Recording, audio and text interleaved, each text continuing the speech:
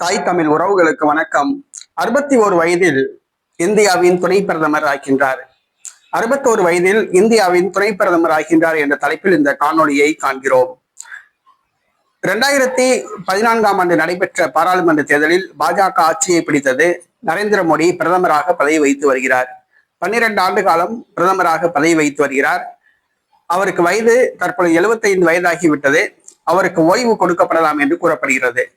தற்பொழுது தனது வாரிசாக அமித்ஷாவை அறிவிக்க திட்டமிட்டுள்ளார்.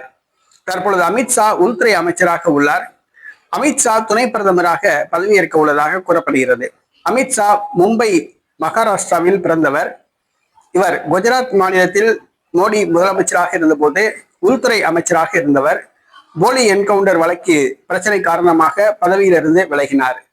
2014ஆம் ஆண்டு நடைபெற்ற பாராளுமன்ற தேர்தலில் உத்தரப்பிரதேச மாநில தேர்தல் பரப்புரை மேலாளராக நியமிக்கப்பட்டார். 80 தொகுதிகளில் 71 தொகுதிகள் வெற்றி பெற்றது பாஜக. பாஜக ஆட்சியை பிடித்ததும் உள்துறை அமைச்சராக நியமிக்கப்பட்டார்.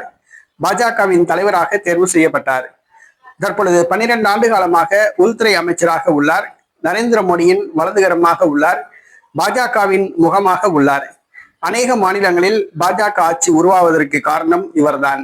தற்பொழுது துணை பிரதமராக பதவியேற்க உள்ளதாக கூறப்படுகிறது. 61 வயதில் அமித்ஷா பிரதமராக பதவியேற்கிறார்.